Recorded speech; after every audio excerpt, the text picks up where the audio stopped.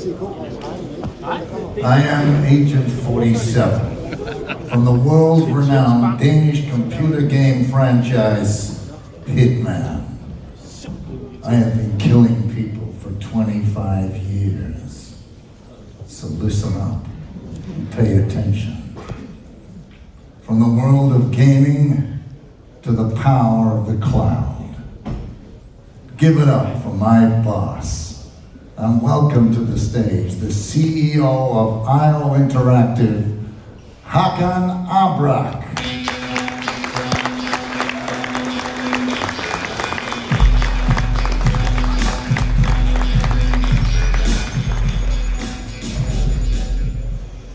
Hello everyone.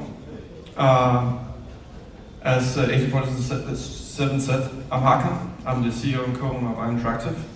And I've been invited today to talk about a little fairy tale, the Ugly Duckling, which is probably a bit different than the other presentations that's been presented today and going to be presented later. So, but maybe, if you're lucky, a bit of an inspirational talk about a little Danish company on a bit of a journey. I am normally known for talking like long talks, long presentations in pure Fidel Castro style, but I have no time today, so I will just try to tell this little story as soon as I can, and hopefully it'll make sense. So, IO Interactive. What is IO Interactive? It is a game development company, it's a game company, right? We've been doing games for 25 plus years, and we are now a global company, mostly European. We have 5 studios: Copenhagen, Malmö, Barcelona, Istanbul, Turkey, and Brighton, UK. We have our own engine, so when you're making a game that is not the type of games we make is not like 6 months or 3 months. They tend to take 6 years to do. And cost a lot of money, hundreds of millions of dollars, and you can either have another engine or you can have your own engine. And we're very, very proud of working with our engine as well, a proprietary engine called Glacier.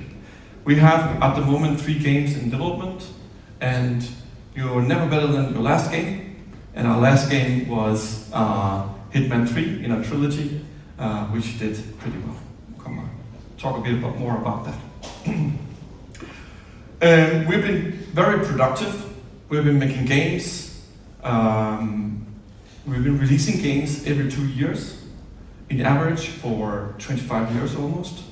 We've been creating different original worlds: Freedom Fighters, Ken & Lynch, Mini Ninjas.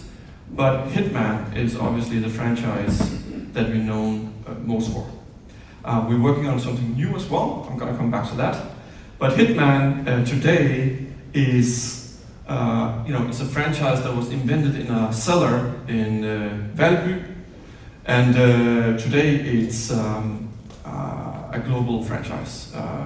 Hollywood movies, etc., and quite a few gamers have been acquainted with this dashing man. So, what are we about? Like, we are a Danish company. We are a privately owned company today. We are, even though we started in a cellar and in our little pump in Denmark, even though that has been part of big corporates, been sold to the Americans, the British, and lately the Japanese, now it's back in Danish hands. And even though, despite that, we have great ambition, right? Like within our field, we really want to be one of the most impactful game developers ever. And in 2013, we did what we call a paradigm shift, right? Because we really want to do things differently. Up until that point, we were working on games where you'll be working on games for 5 years. You'll put all that into a physical box. You'll send that out, and you'll hope that people love it.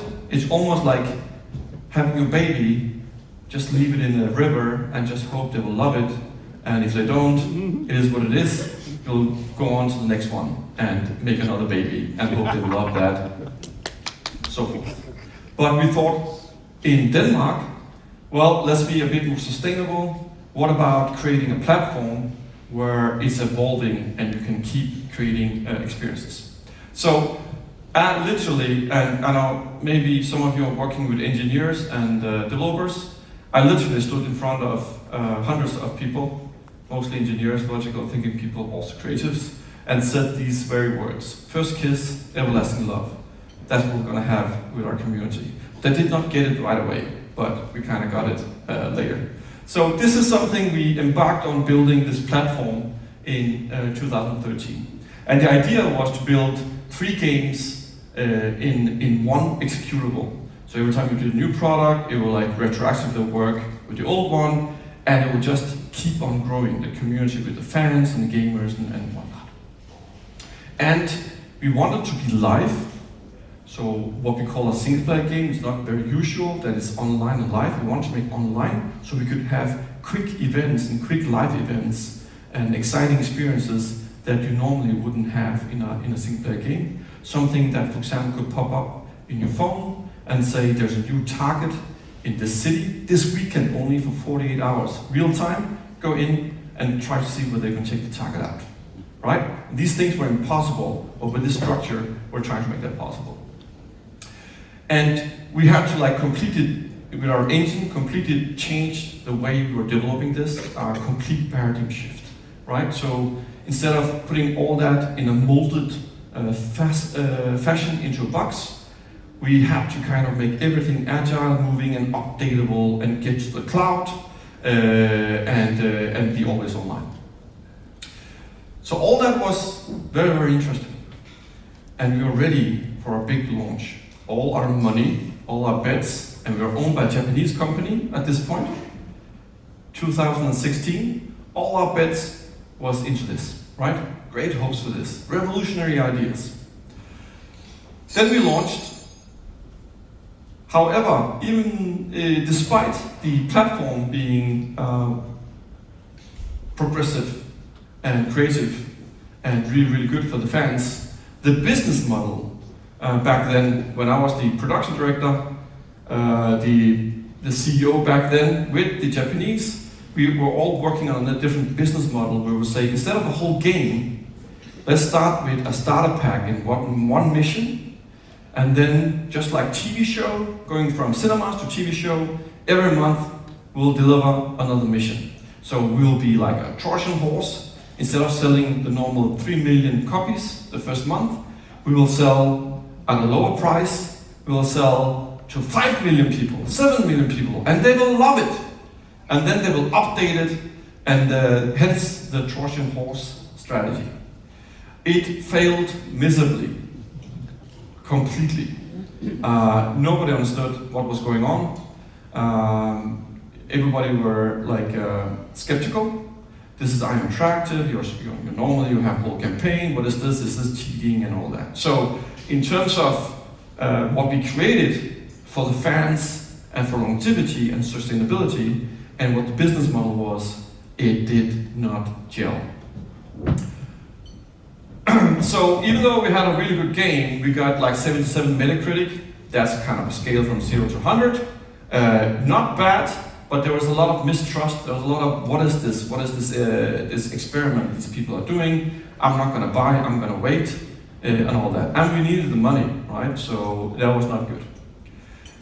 And the first time we made an update with the first location, that's where they started to get it, right? The fans understood what it's about, but that initial sale we had lost, but nevertheless the product was shaping up. The vision we had for the product was shaping up and delivering. These live events were really, really exciting, and it was getting traction. The whole world went from why is Iron Tractor doing this to wow.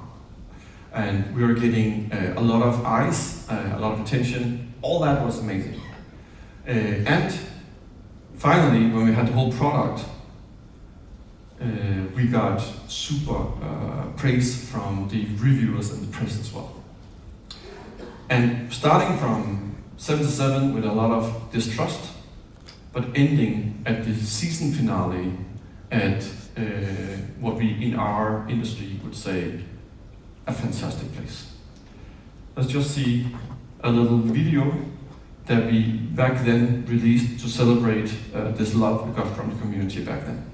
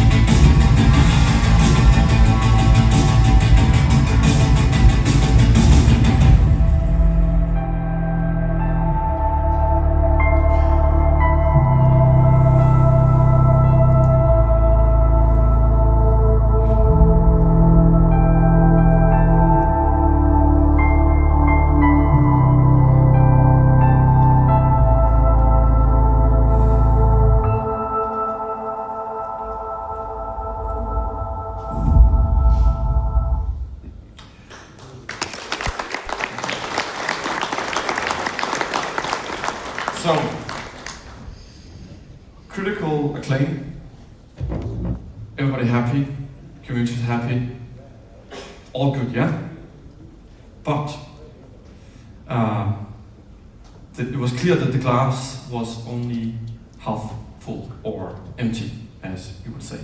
Because we had, as I said, put a lot of our eggs in this basket, and IO hadn't made money for years before that, and because of this really bad commercial start and getting this trust from the community and understanding the vision what we built this platform came way too late. We unfortunately had almost $52 million that we were short compared to where we needed to be. And year one, instead of having 7 million players, we had 2 million players.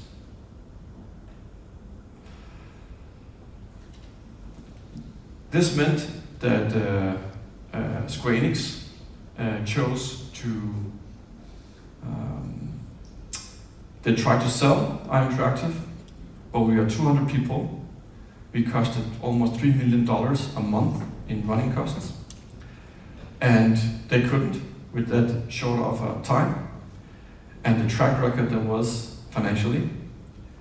So I came on before they made that decision, but the CEO back then left. I was promoted to be the CEO on a ship that was challenged. We had to bridge a gap and not only get that money, but we needed to be profitable as in no time.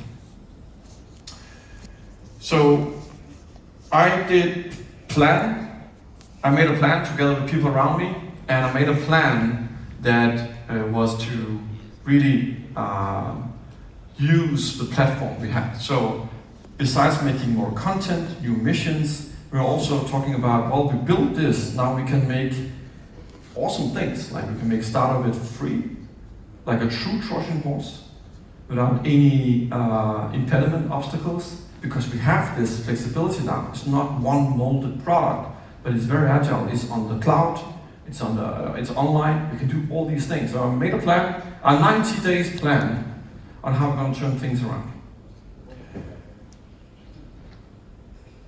However, I didn't get my 90 days. I had the call with the emperor from Tokyo saying, well, we're gonna divest or close IO.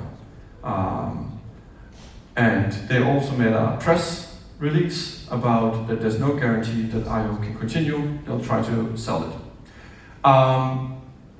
They weren't able to do that with the time the shareholders gave them, or at least before it came to that. I suggested a plan B. A plan B where this bold face would take the responsibility of taking over the company and hopefully turn things around.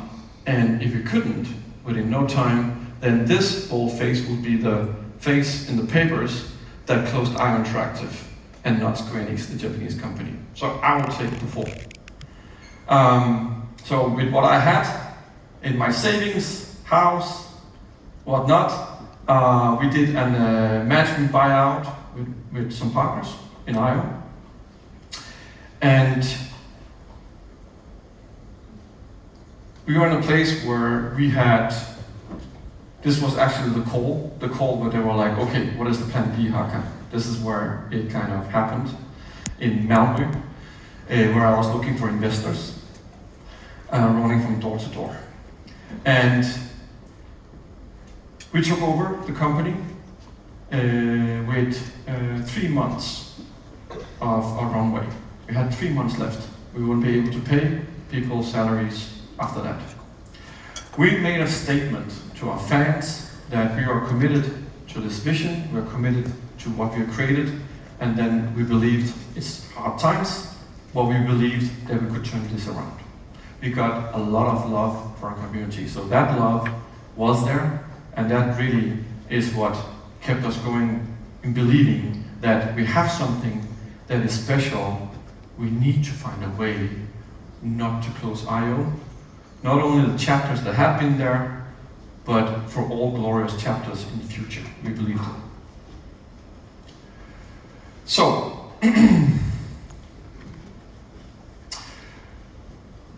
but to get those 3 months even, I had to let go of around half of the studio. Had to cut down a lot of external costs, down to the point where we had our 100 men and women strong left from 200 people almost, to pull this off in 3 months. And all of them knew, half of the colleagues were just let go for reasons they were aware of. The alternative was IO closed. And they also knew if they stuck around, they might just be 3 months late for looking for another job. We were working on Hitman 2. It was nowhere completed yet, but we were working on that. And we couldn't continue the work on Hitman 2 with 50 people from a British company that we were outsourcing to. Full-time employees, 50 people. I invited them to Denmark, the CEO and COO, and told them, I cannot pay you. What about you work free for me for a year or more, and if we make Hitman 2 and launch it, find a way, then I'll give you a fat bonus. And they were looking at me like, Moon, somehow, must be my charisma. Somehow I persuaded them they work for us a year plus for free. So it was execution time. We had high hopes for this platform, the thing I talked about, the real Trojan horse. We hoped that maybe 500,000, 700,000 people would join from this initiative. But it was 4 million players joined. So remember, we wanted to be 6, we only had 2. But using the power of this platform, these things that we built, this ecosystem, it exploded.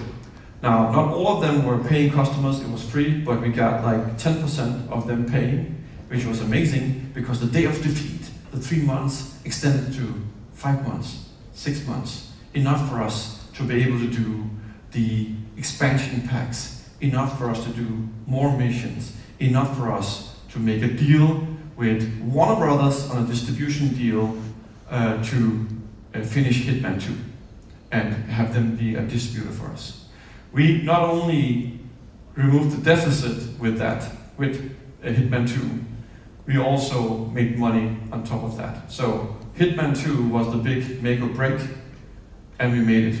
And we delivered the whole campaign, compatible with the first game and with all the updates after. And it was both a commercial strong start this time. It was also critically acclaimed. We went on alone, without Warner Brothers, paid for development of Hitman 3 in the trilogy on the platform, and distributed and published it ourselves for the highest Metacritic, the most critically acclaimed, and a year after, we sold a lot more than it ever did because the growing effects, the additive value of the platform, and the loyal fans that were sticking around, it was accumulating to better sales and even better reviews. So, the dream we had in 2013, it did not get a straight road to get there. We were in the brink of being completely destroyed, but believing in our vision, in our direction, even despite these threats, stuck around, the loyal people stuck around, and we got it done. And the vision we had, we did achieve that, and since then, we have created thousands of hours of post-launch content, and we have, where we, beyond our characters, where we're also inviting celebrities and creating them in the game, so you can go in for 48 hours a week, kill Sean Bean, or in this case, if there are some Danes among us, he's also an international star, Mads Mikkelsen, playing as his Le Chiffre character from Casino Royale, the Bond game, movie, sorry, that we got these celebrities in as well. And here is a little There you have it, Hitman and 007 are coming together in a very unexpected way. We know our players waited a long time for 007 First Light. It's just around the corner, coming out next year. However, Hitman is live right now. So I thought, why wait? And I asked a fellow Danish friend to join me here. As a matter of fact, he is here with us today. That's right, everyone at Summer Game Fest, please welcome the great Mads Mikkelsen.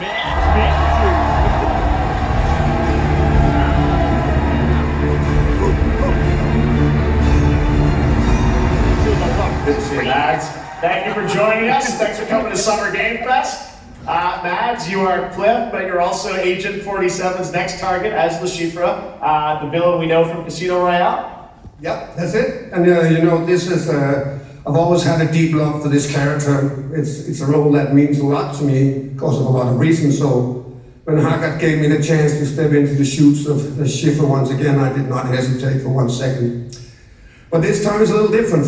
He's more confident, he's dangerous. He's not just a brilliant mind hiding behind a desk, he is visceral, unpredictable, and ruthless. And let's just say this time he doesn't outsource the violence anymore. He goes on being awesome, as Mads Mikkelsen is. And yeah, so with celebrities, crossovers and whatnot into this world that you build, we also make sure that this is accessible everywhere. So just remember this journey where you're on a CD-ROM in a box, and that's it, to building this platform, to getting online and getting on the cloud and being able to share and play these experiences everywhere today. This also means that the world assassination that we really wanted to be, you know, those 5-7 million is 80 million players today. We have 2 million active players every month, which is obviously putting us somewhere else than we were back in the days. But this has for us, for our little ugly duckling journey here in a little pond in Denmark, this has also done some other things for us than our beloved Hitman franchise. We have since then been able to get to work on James Bond. It's probably another IP that you know, probably more than Hitman. And the whole, this platform, this journey enabled us to be able to talk to the family over there. Now it's with Amazon. Back then it was owned by the family, which swore never to make a game again. They hadn't made a game for 12 plus years, 15 years now, 15 plus years. But because of the success and because of making Asian fantasy, somehow we succeeded in getting this IP. And after 6 years, this is 6 years ago, after 6 years working on James Bond, getting to do our own Bond, our young Bond, our original Bond, and an original story. So it's not just a movie in a game, but this is like ground up, done from our boys and gals. And we are just announced a big thing yesterday, the whole gameplay and everything on PlayStation. And we are, after 6.5 years now, we are only 6 months away from releasing this game, which has costed us on the wrong side of 1 billion Danish kroner to create, which is by far the most expensive entertainment product in Denmark. And hopefully, this is another adventure that will not go in a way where we have to have 3 months of cash flow, but hopefully we both have the commercial success. But for me, even more importantly, that we get a lot of love from our gamers and communities out there. Let's have a little tiny snapshot of how this game looks.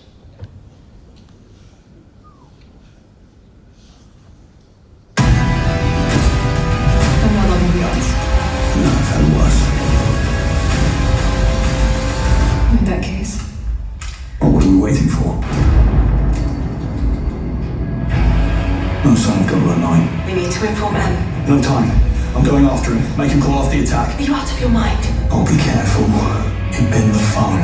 Go to the security room, first floor. And you are? Rob Binkley. He's with me. Come on, Moneypenny. If I lose the trail, you'll never know who they're working for. Oh, you lads got a faulty coffee machine? I hope I'm not interrupting anything. You're not. Dinner, meat. Bond. James Bond. Double 09 slips to our fingers for the last line of defense.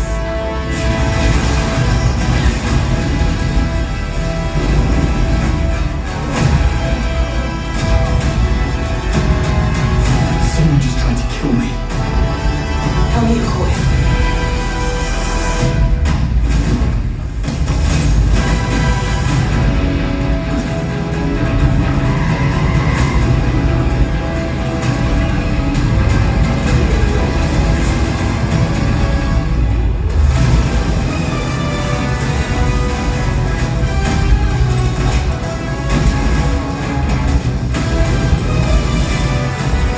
You send advice? Always.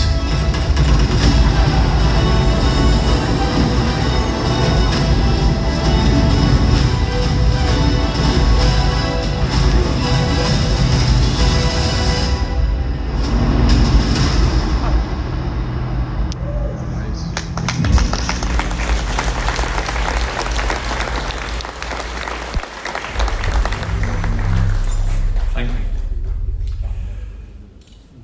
So, this was actually live yesterday evening. The date, release date and everything, all new. So I'm still standing here without much sleep. There was a lot of forum reading and feedback and whatnot. Very exciting times for us at iInteractive. So this presentation is about to end. It's not going to end on a beautiful swan from Ugly Duckling to a swan, because we at iInteractive feel like we are at an eternal journey. I don't know how an end goal is going to look. I don't know what the swan state is for us, because we are kind of obsessed with what we do, and we are kind of insatiable, and we kind of love what we do.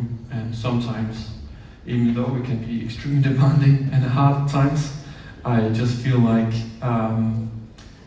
I don't ever want it to end. So this is still what we're pursuing. Keep being impactful, keep chasing our dreams, and hopefully we'll do this and many more other things in the future. So wish us luck, and thank you for listening.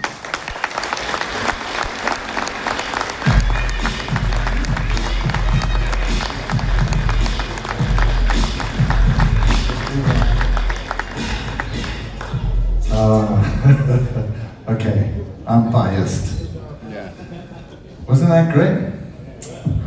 I'm looking forward to it. We have a slight delay, about 3-4 minutes. We're waiting for our next speaker to slip into something. Hopefully not later, but he'll be with us in a moment. So please bear with us. Oh, by the way, as you've heard, I mean, Hitman's come a long way, and I've been very fortunate to be a part of it from the very beginning.